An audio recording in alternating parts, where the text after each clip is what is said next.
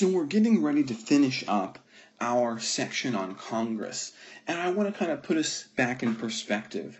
So we had our overview material, which was philosophy and the constitutions of the United States. And then I said, look, we're going to be going through this middle portion of the class now, where we're going to be taking a look at the institutions of government themselves that come out of the Constitution from the document, the Constitutional Convention in Philadelphia. And so we were taking a look at the trajectory and the changes and the things that happen in Congress. And we have now taken a look at the basic structure of Congress. We've taken a look at how committees work in Congress and how districting and redistricting works for House members, the different temperaments of the House versus the Senate. And so now what we're finally ready to take on are the rules and procedures of Congress so that you can understand, as an American citizen, what happens from point A to point B to go from here's an idea to here's a law. Because that process happens in Congress. And so here we're going to be going over the lawmaking process and trying to understand that in a little bit of detail, and that's going to take a minute. And I also want to warn you, this is probably just the most complicated thing that we're going to cover in the class, right? So if you can make it through this little section here, then you are going to be good to go for everything else. And the nice thing is, this is a video, so you can always rewatch this sucker or pause it while you take in your notes, right? It's not like you're in class.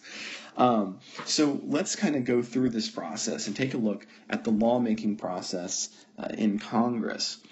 Now, the Constitution, and I said we'd be coming back to it, the Constitution says some really important things. And this little phrase here is found in Article 1, Section 5, and it's just such a big deal. So Article 1, Section 5 says, each House may determine the rules of its proceedings. And that means that the House and the Senate, both get to decide how they're going to structure themselves.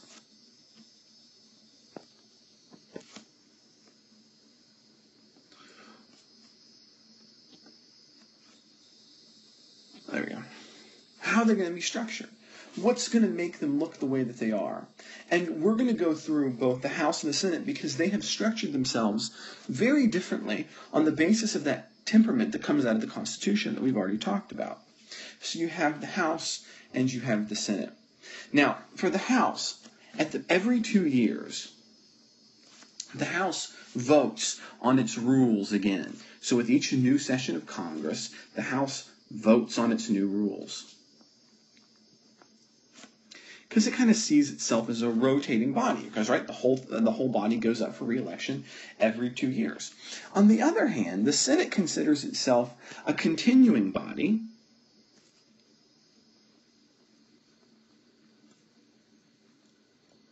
And because of that, it doesn't keep updating its rules every few years. You can change the rules, but the rules just get amended.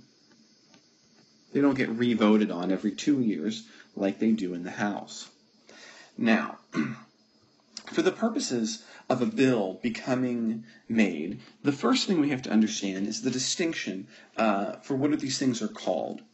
In the House, we have House resolutions, and it's always going to be some number and then HR in front of it, right? So HR 1 would be the very first bill introduced into the House. So the numbers come from the order of introduction. So HR 1 will be the first House resolution. HR 2 is the second.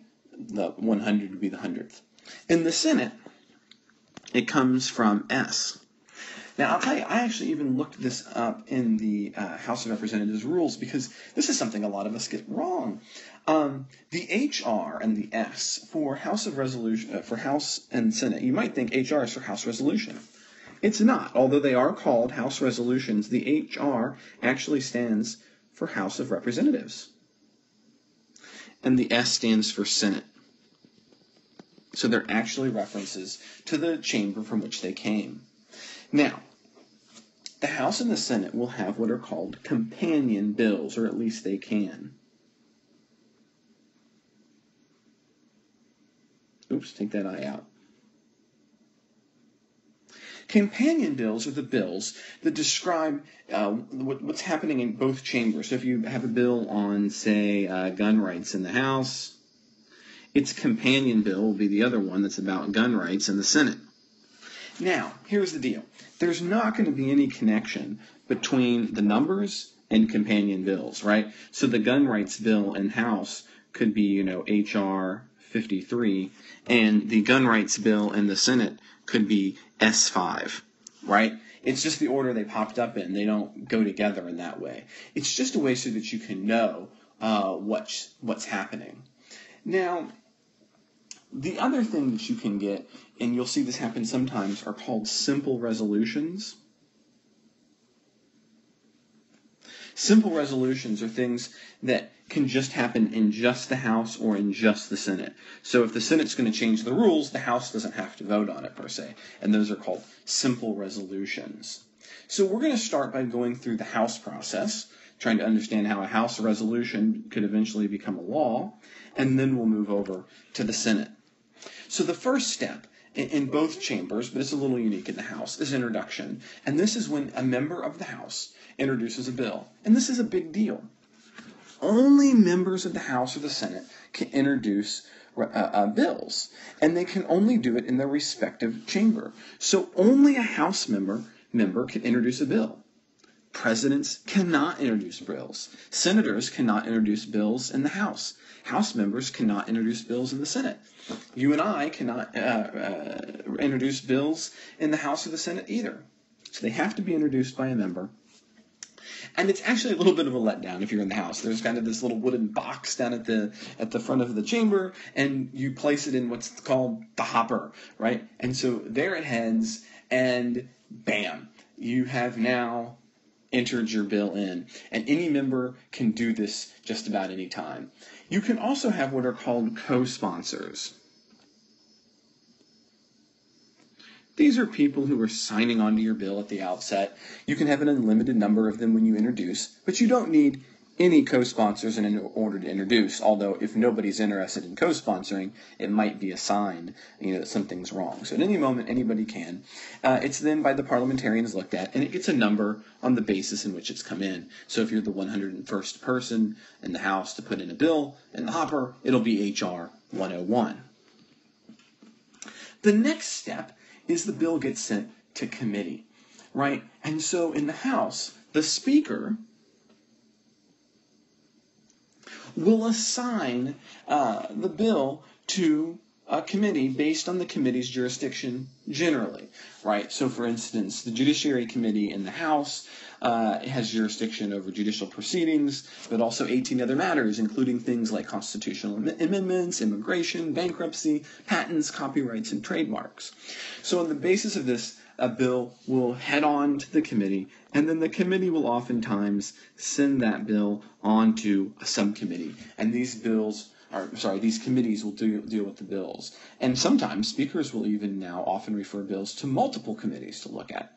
So what do committees actually then do? Well, the committees are going to do 4 big things. They're going to go through agency review, public hearings, markup, and eventually final action. Right? So if a bill is of sufficient importance, a committee is going to set up some dates. And the first thing it's going to want to know is, does this bill even matter? And if it's going to matter, how's it going to affect government? Agency review is when the committee asks the bureaucracy to report on what they think the effect of that bill will be.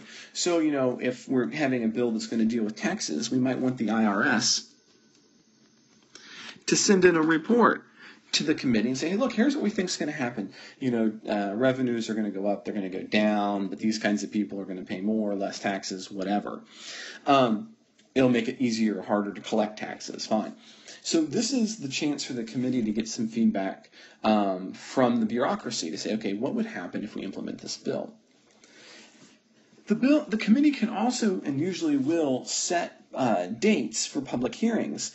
And this is when an official reporter is present to record the testimony and hear what the public often has to say. Now, when we say public, though, we'd already talked earlier, we're not flying up to Washington. So this is when oftentimes lobbyists, are going to become involved.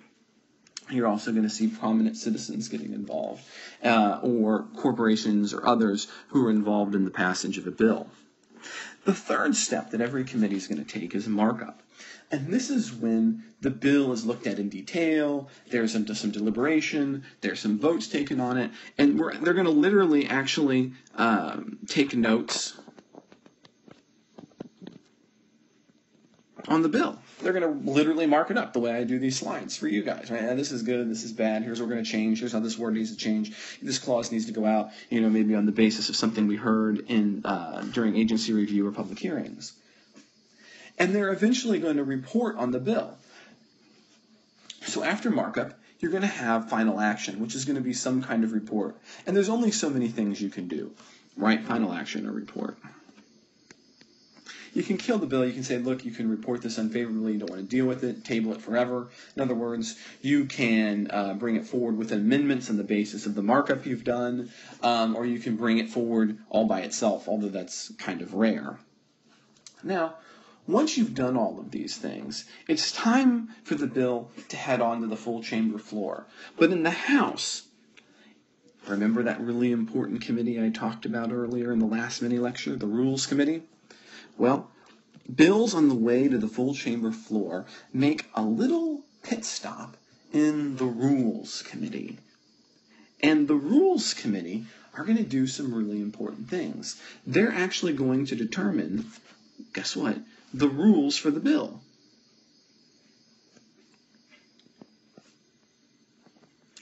And this is going to include things like how much time we're going to spend debating,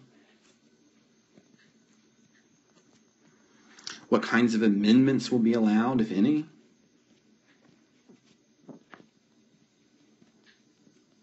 it's going to be all of the interesting things we're going to do to either like or hate the bill. And lots of really interesting political maneuverings can take place in the Rules Committee, because on the basis of the kind of rules a bill gets, when it comes time for the full chamber floor, which is where it'll head afterwards, different kinds of things can happen, right? Because if your bill can have any kind of amendment, that's a different House debate than it's going to be if there's no amendments possible, right? So the Rules Committee, this is how it becomes the most powerful committee.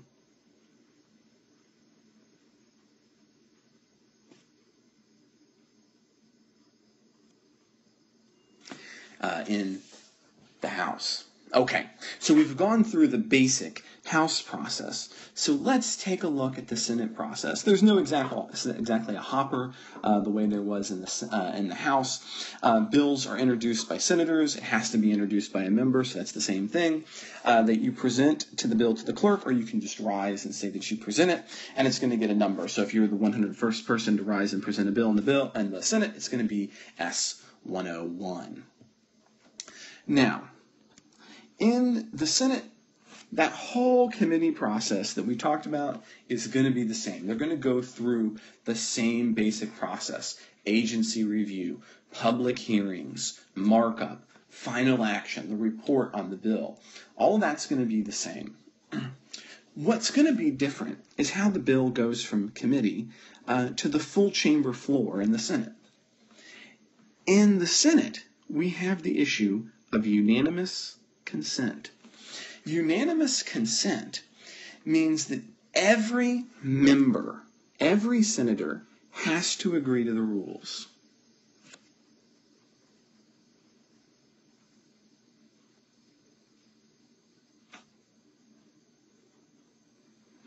So when a bill comes out of committee, every senator has to agree to the rules. In other words, it has to receive unanimous consent.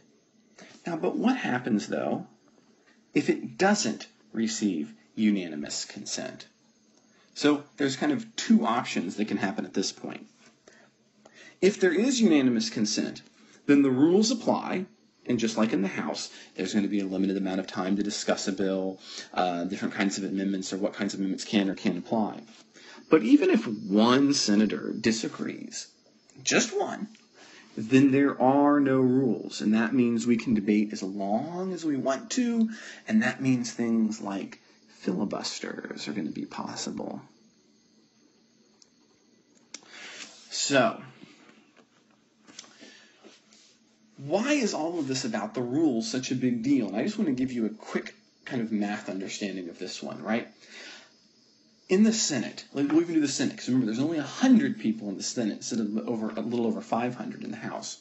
Imagine if you had 100 people in the room, and we wanted to debate on a big issue. We wanted to decide what kind of meal to get for dinner. And we were going to say, okay, everybody should have a chance to have some input.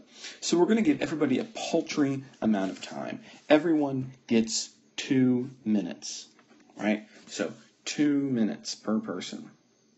Well, times 100 people means that we're going to be having, if everybody can only chat once, 200 minutes of debate.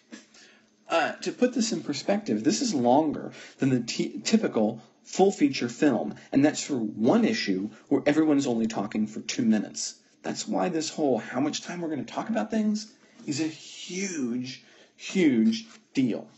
So what's a filibuster? A filibuster is when somebody says, I'm going to talk forever.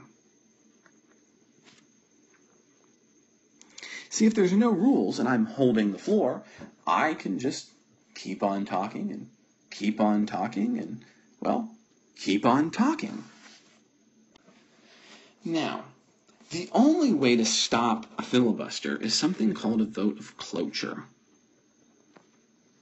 Cloture is a vote to end debate.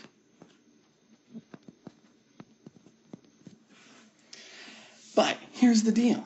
It takes a 2/3 vote to pass cloture. So what a filibuster effectively means is that any member of the Senate, any one member, can change the number of people required from 50%, from 50 senators to 60 senators.